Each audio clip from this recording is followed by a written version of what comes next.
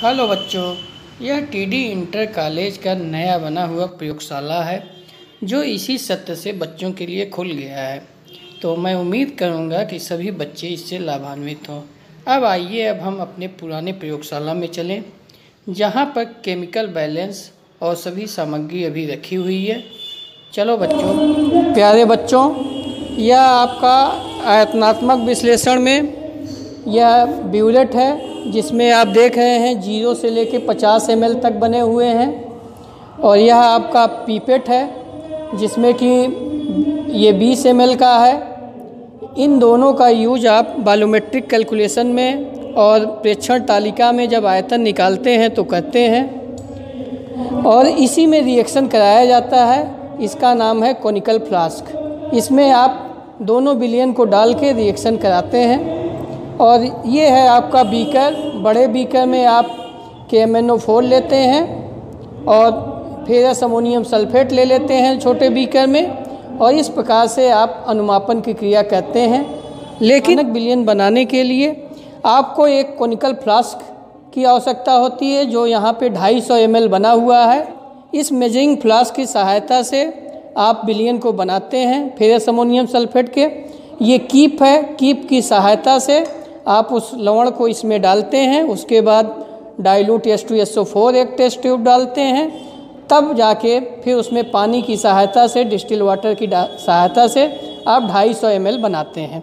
लेकिन कितना अमाउंट आपको बनाना है उसके लिए आप यहाँ पे रखा हुआ है केमिकल बैलेंस।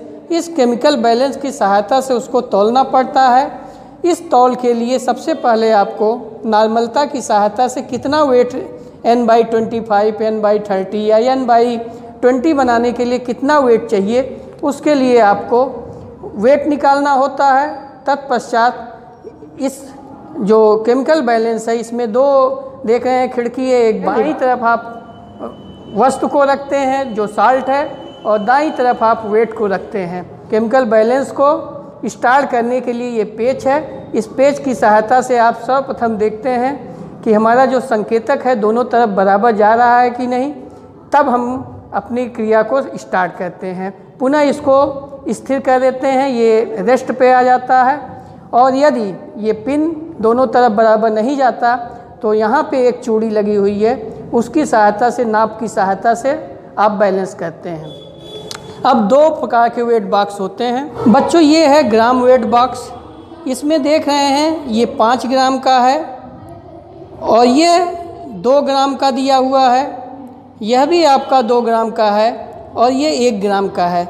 इसका मतलब है कि आप 10 ग्राम के वेट इस ग्राम वेट बॉक्स द्वारा तौल लेते हैं। ग्राम वेट बॉक्स क्यों 5, 2, 2 और 1 है, इसका सीधा सा मतलब है कि इस ग्राम वेट बॉक्स की सहायता से आप मैक्सिमम 10 ग्राम तक तौल सकते हैं। और कोई भी माप 1 ग्राम, 2 ग्राम, 3 ग्राम कुछ भी आप तौलना हुआ तो उस हिसाब से ये दिया गया है, ताकि आप 2-2 ग्राम और 1 ग्राम की सहायता तथा 5 ग्राम की सहायता से 10 ग्राम के तौल लेते हैं। दूसरा वेट बॉक्स जो होता है उसको कहा जाता है फ्रैक्शनल वेट बॉक्स, आंशिक वेट बॉक्स। इसमें भी सेम उसी प्रकार से 1 ग्राम से कम वेट तौलने के लिए ये दिया जाता है। इसमें 500 मिलीग्राम का एक होगा और 200 मिलीग्राम के 2 वेट बॉक्स दिए हुए हैं। फिर उसके बाद 50 मिलीग्राम, फिर 20-20 मिलीग्राम, फिर 100 मिलीग्राम और 10 मिलीग्राम के भी हैं। और इसमें सबसे इम्पॉर्टेंट जो एक और है वो है राइडर। ये राइडर आप देख रहे हैं एल्युमिनियम की बनी हुई है। इस राइडर की सहायता से आप 10 मिलीग्राम से कम वेट आपको तौलना होता है तो राइडर का प्रयोग करते हैं। यही बहुत इम्पॉर्टेंट है और इसका यूज आपको समझना है। जब इस राइडर को हम एकदम यहाँ पे रख देंगे तो ये 10 मिलीग्राम तौलेगा। इसका मतलब ये यहाँ पे स्केल बना हुआ है और ये हुक की सहायता से, हम देखिए हुक की सहायता से इसको वेट को रखते हैं। और जैसे जैसे मुख्य पैमाने पर आप आगे पीछे करेंगे ये वेट बदलता रहेगा। एक मुख्य पैमाने पे जब आप इसको रखते हैं तो ये 1 मिलीग्राम तौलता है। जैसे यहाँ आप रख दिए, अब देखिए यदि आप 4 मुख्य पैमाने पे रख देते हैं तो ये 4 मिलीग्राम तौलता है, और यदि 10 वाले पे रखेंगे तो 10 मिलीग्राम तौलेगा। इस प्रकार से, और यदि इस जो 1 मिलीग्राम है, 0 से 1 मिलीग्राम 5 भागों में बटा है, इसका मतलब यह यंत्र जो सबसे छोटा माप करेगा वह 1/5 यानी 0.2 मिलीग्राम ये कर लेता है। 0.2 मिलीग्राम को जब आप ग्राम में बदलेंगे तो 0.0002 ग्राम हो जाएगा। इसलिए इस इंस्ट्रूमेंट का जो अल्पतमांक होता है वह 0.0002 होता है, जबकि इस पीपेट का जो अल्पतमांक होगा वह 20 ml का है, तो इसका अल्पतमांक 20 है। और इस ब्यूरेट का अल्पतमांक चूँकि 0 से 1 ml के बीच 10 भाग में बटे हैं, तो ये 0.1 ml है। बेटा, जब भी अल्पतमांक की बात होती है तो अल्पतमांक किसी इंस्ट्रूमेंट का होता है। बच्चे क्या करते हैं कि ml की सबसे छोटी इकाई को बोल देते हैं, तो पीपेट का भी अल्पतमांक बोल देते हैं कि 1 ml या 0.1 ml, जो गलत है। जब आप प्रेक्षण तालिका बनाएंगे तो कभी भी जब भी पीपेट का आप माप लिखेंगे तो 20 ml ही लिखेंगे, उसमें 20.0 कतई नहीं लिखेंगे। और उसी प्रकार से जब आप ब्यूरेट का माप लिखेंगे तो उसमें दशमलव जरूर लगाएंगे। जैसे यदि 5 ml भी यूज हुआ तो आप उसमें लगाएंगे 5.0, क्योंकि वह बताता है कि हमारा यंत्र कितना सेंसिटिव है। ये दशमलव के एक स्थान पे माप ले लेता है, जबकि ये दशमलव के किसी स्थान पे माप नहीं लेता। और जो आपका केमिकल बैलेंस है 0.0002 ग्राम तक माप ले सकता है। हम N/25 फेरस अमोनियम सल्फेट का 250 ml में मानक विलयन बनाना सीखेंगे। इसी 250 ml मानक विलयन बना के तब हम KMnO4 से जो अज्ञात विलयन होगा उसका हम सांद्रता ग्राम प्रति लीटर में निकालेंगे। कैसे हम ये बनाते हैं फेरस अमोनियम सल्फेट का मानक विलयन? फेरस अमोनियम सल्फेट एक द्विक्लवण है, आप जानते हैं। इसका जो सूत्र जो है ferrous sulphate ammonium sulphate into 6H2O। जब आप इसमें अणुभार निकालेंगे तो फेरस का 56 और SO4 यहाँ पे भी है, यहाँ पे भी है, तो आप चाहें तो 2 टाइम्स, सल्फर का 32 और ऑक्सीजन का 16 चौका 64 प्लस अमोनियम 2 बार है तो 2 गुणे 14 4 18 प्लस 6 गुणे 18 कर देंगे। ये सब करने के बाद और जोड़ने के बाद आपको टोटल आएगा 392। तो फेरस अमोनियम सल्फेट का जो अणुभार है वो 392 है।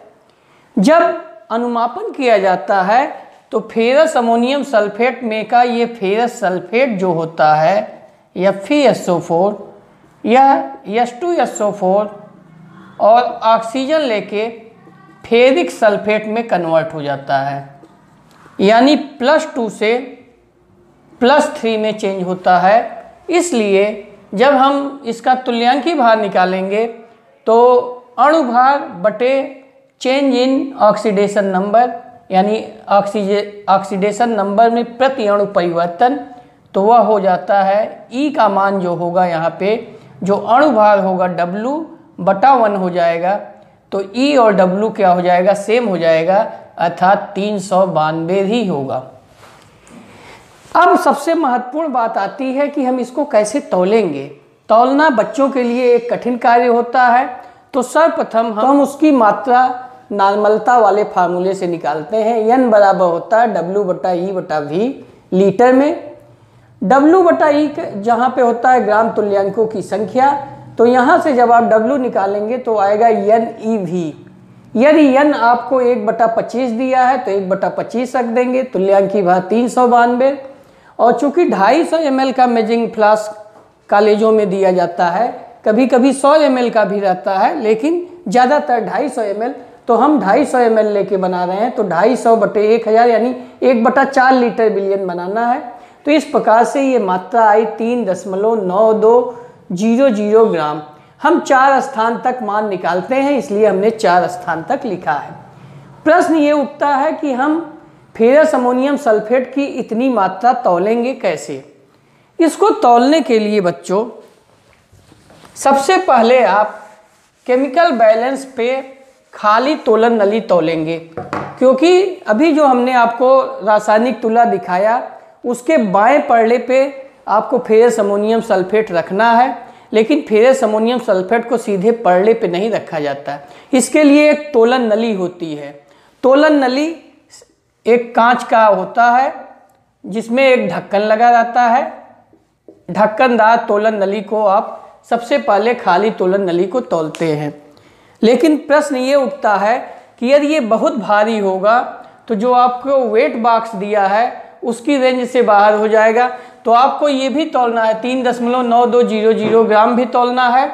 और आपको जो ग्राम वेट बॉक्स हमने दिखाया, ग्राम वेट बॉक्स में आपके पास जो है 5 ग्राम का है, 2 ग्राम के 2 हैं, 1 ग्राम का है, अर्थात 10 ग्राम आप तौल सकते हैं ग्राम वेट बॉक्स द्वारा।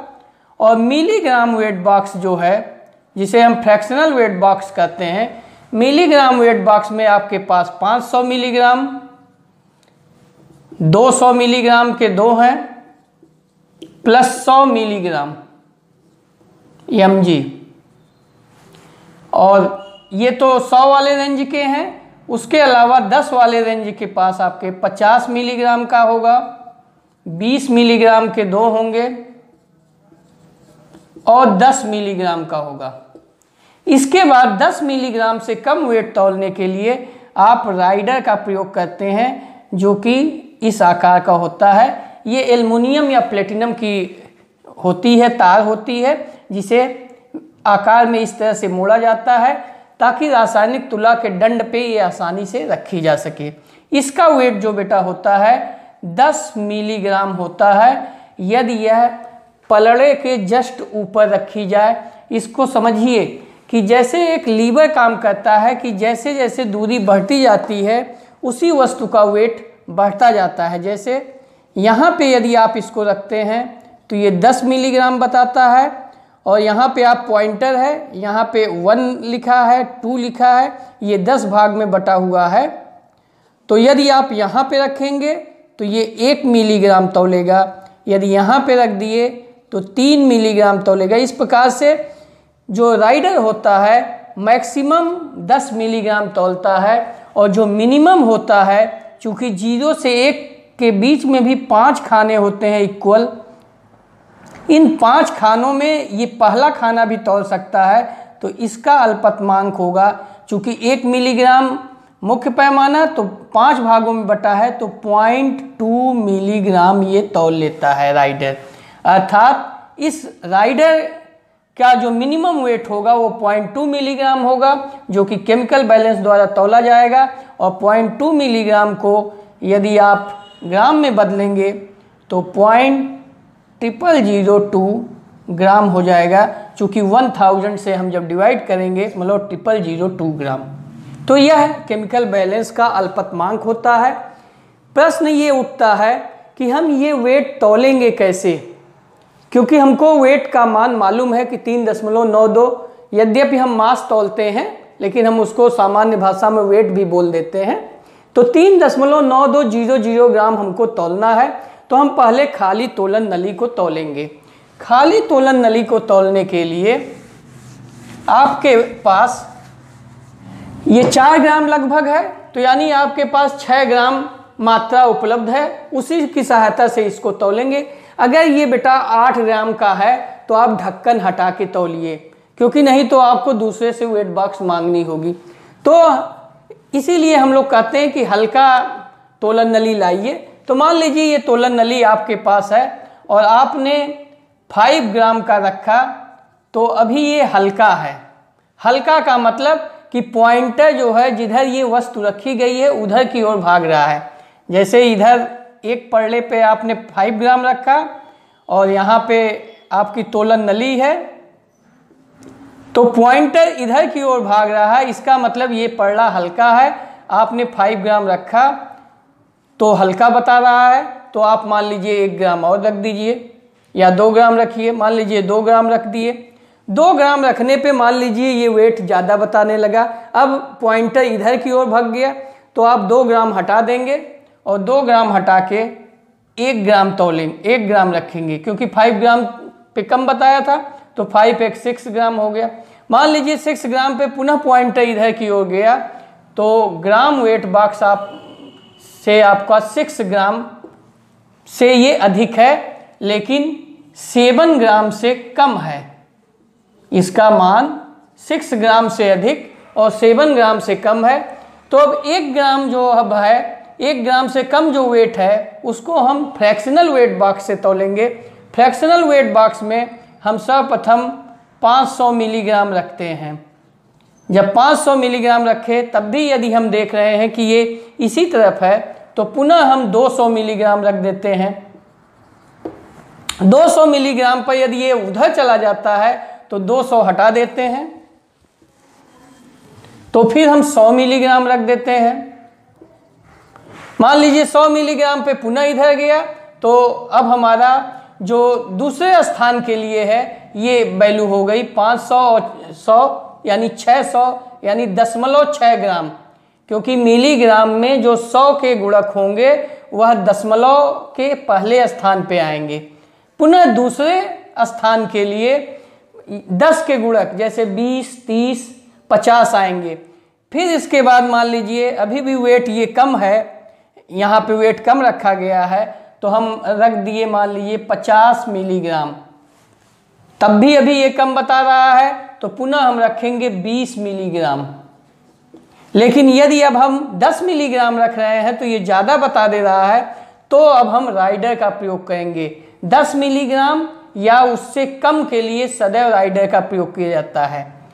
अब ये जो है 10 का जो गुणक है मात्रक में, यह दशमलव के दूसरे स्थान पे आएगा, यानी 50 और 20 मिलीग्राम 70 मिलीग्राम, तो ये 670 मिलीग्राम हो गए। यानी यहाँ से 6 ग्राम प्लस 670 मिलीग्राम आपने तौल लिया।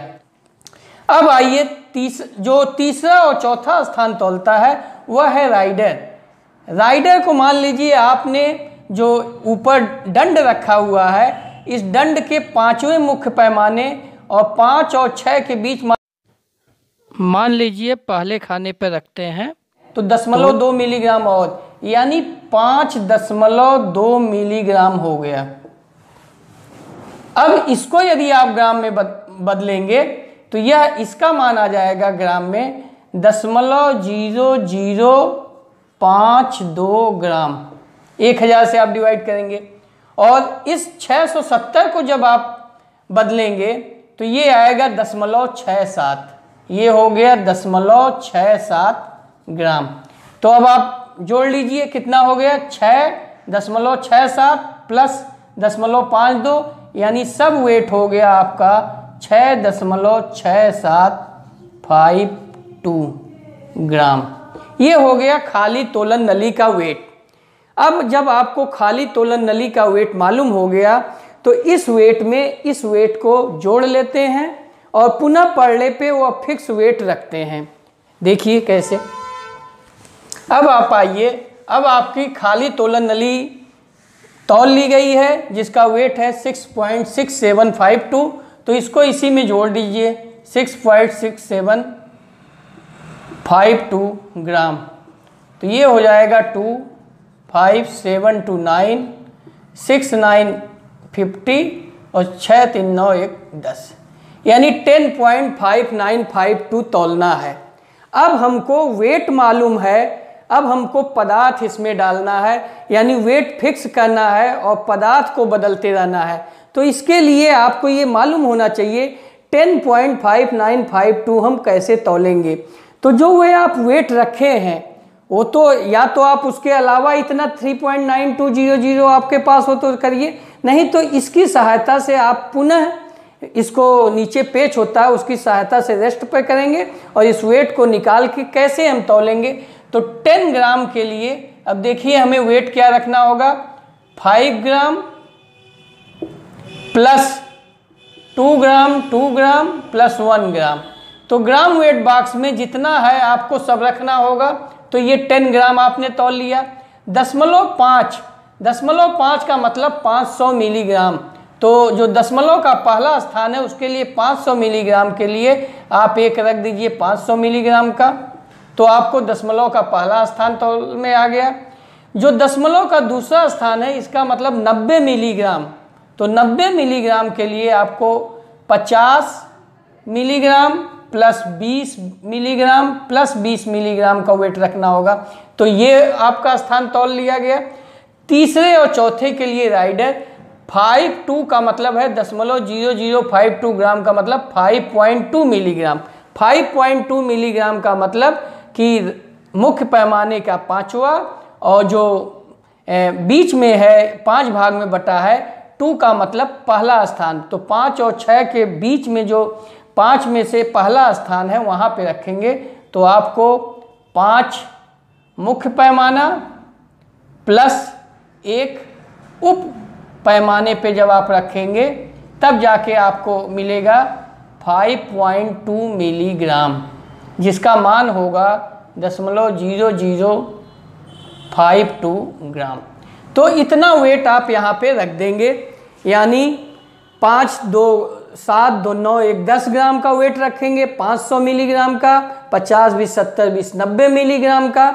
फिर 5वें मुख्य पैमाने पे राइडर, 5वें और 6वें के बीच यानी 5 के बाद और 1 मुख्य उप पैमाने पे आप रख देंगे तो ये संपूर्ण वेट हो जाएगा। इसके बाद आप यहाँ पे पदार्थ को रखेंगे, फेरस अमोनियम सल्फेट को इसमें तोलन नली में रखेंगे। अब यहाँ पे महत्वपूर्ण ये है कि इस खिड़की को आप बंद कर देंगे और वेट जैसे आपने रखा तो निश्चित है कि आप वेट कम या ज़्यादा रखेंगे। मान लीजिए कम रखे हैं तो पुनः आपने डाला तो एक स्थिति आएगी जब वेट आपका ज़्यादा हो जाएगा। मान लीजिए आपने इतना वेट रखा और वो ज़्यादा है, तो आप क्या करेंगे कि इसमें से पुनः बाहर निकालेंगे वेट को। एक कागज़ पे आप वेट को बाहर निकालिए और यदि वेट को बाहर जो निकाले हैं अगर वो अभी भी ज़्यादा है, अगर इसमें वेट ज़्यादा है तो इस वेट को बाहर फेंक दीजिए, क्योंकि अब इस वेट से नहीं बैलेंस होगा। पुनः कागज़ पे जो बाद का वेट निकलेगा उसको रखेंगे, यदि अभी भी ज़्यादा है तो इसको हटा दीजिए। तो अंत में एक स्थिति ऐसी आएगी कि आप बहुत थोड़ा सा वेट निकालेंगे और उस वेट की सहायता से आप देखेंगे कि कम हो जा रहा है, तो फिर इसी वेट से आप इसको संतुलित करेंगे। इस प्रकार से आप 3.9200 ग्राम तौल लेंगे और तौलने के बाद अब आपका काम होता है कि आप इसका विलयन बनाइए। फेरस अमोनियम सल्फेट का विलयन इसलिए बनाया जाता है, एक प्रश्न यहाँ पे आता है बच्चों कि क्या हम फेरस अमोनियम सल्फेट के स्थान पे फेरस सल्फेट को नहीं ले सकते? तो बिल्कुल नहीं ले सकते, क्योंकि फेरस सल्फेट जो होता है एक उत्फुल्ल पदार्थ है। उत्फुल्ल पदार्थ मतलब वातावरण से ऑक्सीजन लेके फेरिक हाइड्रोक्साइड में कन्वर्ट हो जाता है, तो आपका जो ऑक्सीकरण अपचयन अनुमापन है वह सही नहीं होगा। तो इसलिए आप फेरस सल्फेट का मानक विलयन नहीं बना सकते, इसलिए हम फेरस अमोनियम सल्फेट लेते हैं। कैसे विलयन बनेगा? तो इसके लिए हमने दिखाया था कि एक मेजरिंग फ्लास्क है जो 250 ml में है, तो आप कीप की सहायता से इस लवण को, फेरस अमोनियम सल्फेट को इसमें डालेंगे और एक टेस्ट ट्यूब डाइल्यूट H2SO4 डाल दिया जाता है और थोड़ा सा पानी में इसको घोलेंगे। यदि मान लीजिए अभी भी टर्बिडिटी है, माने गंदला दिख रहा है, सॉल्यूशन क्लियर नहीं बन रहा है, तो डाइल्यूट H2SO4 और डालेंगे। और यहाँ पे बना हुआ है कि 250 ml है, तो यहाँ तक आप डिस्टिल वाटर भर के क्लियर सॉल्यूशन बना लेंगे। आपका यह जो क्लियर सॉल्यूशन होगा यही KMnO4 के लिए मानक विलयन होगा और जिसका जो नॉर्मलता होगी 1/25 होगी। यहाँ पे भी प्रश्न उठता है कि क्या हम पूरा जो पदार्थ तोलन नली में तौले थे क्या पूरा इसमें चला गया? तो इसके लिए हम कर सकते हैं कि बाद में तोलन नली को डालने के बाद, इसमें पदार्थ डालने के बाद पुनः तौलें और अंतर लें, लेकिन चूंकि वो माइन्यूट एकाक कण बचे रह जाते हैं तो यदि आप चाहें तो उसको नेगलेक्ट कर सकते हैं या चौथे स्थान पे 1 पॉइंट आप बढ़ा घटा सकते हैं। और चूंकि हम इसीलिए हम यहाँ लगभग n/25 लेते हैं, क्योंकि हम जानते हैं कि जरूरी नहीं है कि जो हमने वेट n/25 के लिए आवश्यक है उन सबका यहाँ विलयन बना है कि नहीं। यदि नहीं भी बना है तो भी कोई दिक्कत नहीं है, क्योंकि आप कैलकुलेशन में यह 1/25 का यूज न करके इस वेट का यूज करते हैं, और वो यदि वह वेट कम है तो n/25 से थोड़ा सा कम हो जाएगा, n/26 का हमारा मानक बिलियन बना होगा, इसीलिए यहाँ लगभग शब्द यूज किया जाता है। अब बेटा इसके बाद जो है अंतिम जो आता है प्रेक्षण तालिका। प्रेक्षण तालिका काफ़ी इम्पॉर्टेंट है कि हम कैसे प्रेक्षण तालिका बनाते हैं और प्रेक्षण तालिका बना के हम कैलकुलेशन कैसे करते हैं। तो अब अंतिम वीडियो में आपको मैं बताऊंगा कि प्रेक्षण तालिका कैसे तैयार की जाएगी और इसका कैलकुलेशन कैसे किया जाएगा, और कैलकुलेशन में क्या क्या सावधानियां बरतनी है उसको हम अंतिम वीडियो में बताएंगे। अभी तक हमने वाइवा संबंधित सभी प्रश्न थियरी के साथ साथ बताया है। धन्यवाद बच्चों।